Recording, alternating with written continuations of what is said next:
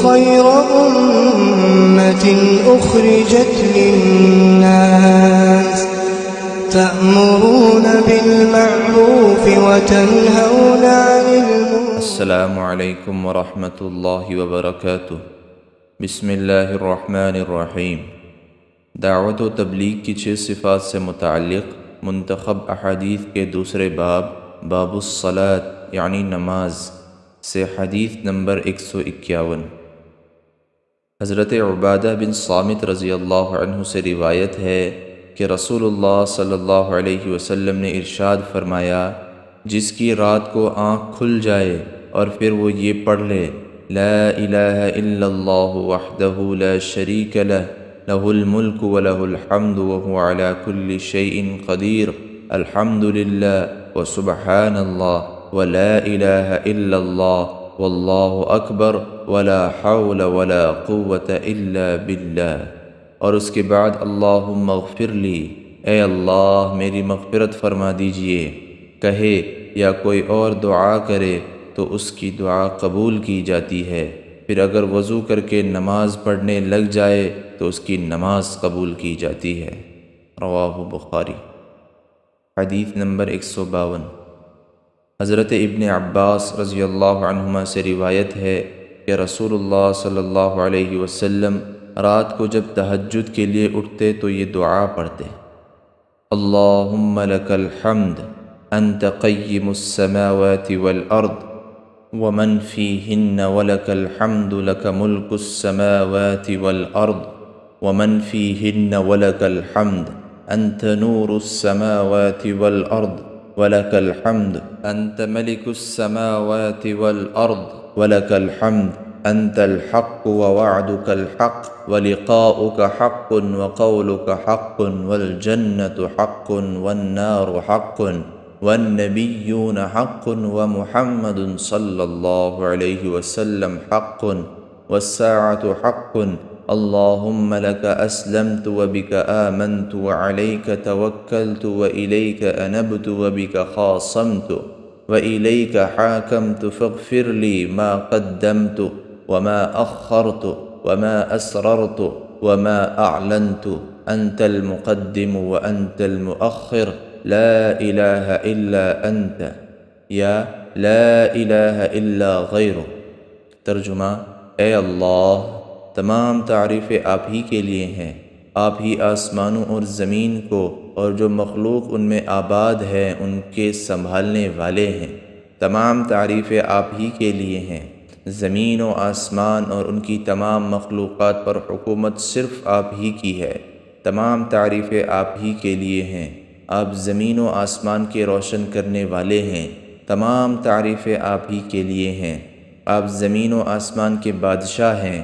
تمام تعریفیں آپ ہی کے لیے ہیں، اصل وجود آپ ہی کا ہے، آپ کا وعدہ حق ہے، ٹل نہیں سکتا، آپ سے ملاقات ضرور ہوگی، آپ ہی کا فرمان حق ہے، جنت کا وجود حق ہے، جہنم کا وجود حق ہے، سارے انبیاء علیہم السلام برحق ہیں، محمد صلی اللہ علیہ وسلم برحق ہیں، اور قیامت ضرور آئے گی۔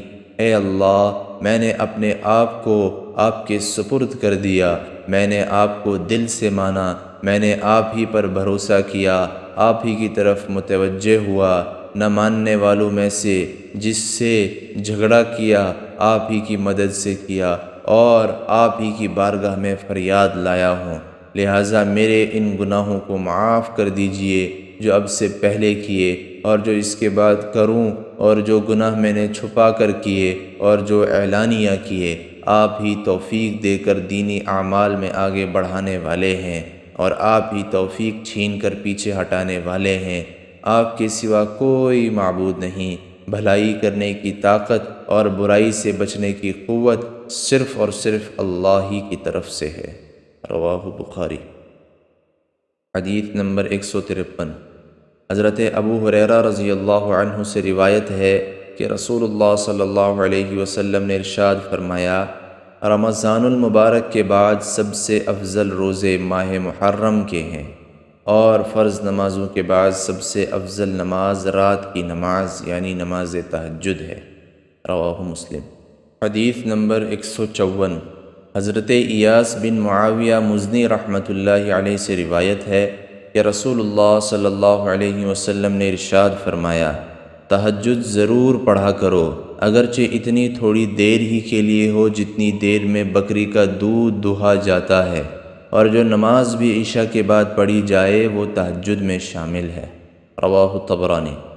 فائدہ: سو کر اٹھنے کے بعد جو نفل نماز پڑھی جائے اسے تہجد کہتے ہیں۔ بعض علماء کے نزدیک عشاء کے بعد سونے سے پہلے جو نفل پڑھ لیے جائیں وہ بھی تہجد ہے۔ حدیث نمبر 155۔ حضرت عبداللہ رضی اللہ عنہ سے روایت ہے کہ رسول اللہ صلی اللہ علیہ وسلم نے ارشاد فرمایا، رات کی نفل نماز دن کی نفل نماز سے ایسی ہی افضل ہے جیسا کہ چھپ کر دیا ہوا صدقہ اعلانیہ صدقہ سے افضل ہے۔ رواہ طبرانی۔ حدیث نمبر 156۔ حضرت ابو امامہ باہلی رضی اللہ عنہ سے روایت ہے کہ رسول اللہ صلی اللہ علیہ وسلم نے ارشاد فرمایا، تہجد ضرور پڑھا کرو، وہ تم سے پہلے کے نیک لوگوں کا طریقہ رہا ہے، اس سے تمہیں اپنے رب کا قرب حاصل ہوگا، گناہ معاف ہوں گے اور گناہوں سے بچے رہو گے۔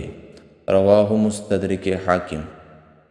حدیث نمبر 157۔ حضرت ابو الدرداء رضی اللہ عنہ سے روایت ہے کہ نبی کریم صلی اللہ علیہ وسلم نے ارشاد فرمایا، 3 شخص ایسے ہیں جن سے اللہ محبت فرماتے ہیں اور انہیں دیکھ کر بے حد خوش ہوتے ہیں۔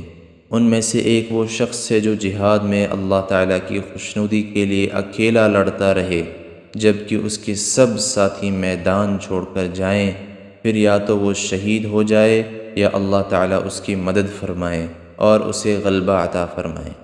اللہ تعالیٰ فرشتوں سے فرماتے ہیں، میرے اس بندے کو دیکھو، میری خوشنودی کی خاطر کس طرح میدان میں جمع رہا۔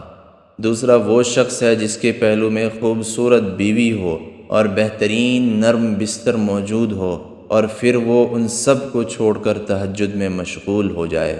اللہ تعالیٰ فرماتے ہیں، دیکھو اپنی چاہتوں کو چھوڑ رہا ہے اور مجھے یاد کر رہا ہے، اگر چاہتا تو سوتا رہتا۔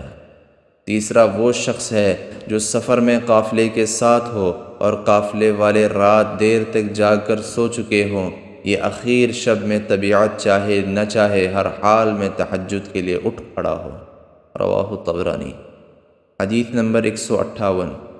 حضرت ابو مالک اشعری رضی اللہ عنہ سے روایت ہے کہ نبی کریم صلی اللہ علیہ وسلم نے ارشاد فرمایا، جنت میں ایسے بالا خانے ہیں جن میں اندر کی چیزیں باہر سے اور باہر کی چیزیں اندر سے نظر آتی ہیں۔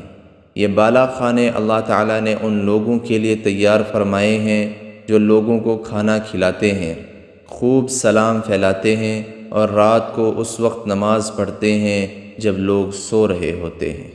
رواہ ابن حبان۔ حدیث نمبر 159۔ حضرت سہل بن سعد رضی اللہ عنہ فرماتے ہیں کہ حضرت جبرائیل علیہ السلام نبی اکرم صلی اللہ علیہ وسلم کی خدمت میں حاضر ہوئے اور عرض کیا، محمد صلی اللہ علیہ وسلم، آپ جتنا بھی زندہ رہیں ایک دن موت آنی ہے، آپ جو چاہیں عمل کریں اس کا بدلہ آپ کو دیا جائے گا، جس سے چاہیں محبت کریں، آخر ایک دن اس سے جدا ہونا ہے۔ جان لیجئے کہ مومن کی بزرگی تہجد پڑھنے میں ہے اور مومن کی عزت لوگوں سے بے نیاز رہنے میں ہے۔ رواہ طبرانی۔ حدیث نمبر 160۔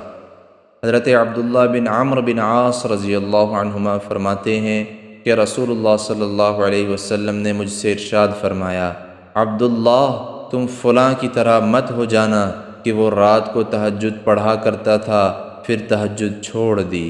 رواہ بخاری۔ فائدہ: مطلب یہ ہے کہ بلا کسی عذر کے اپنے دینی معمول کو چھوڑنا اچھی بات نہیں ہے۔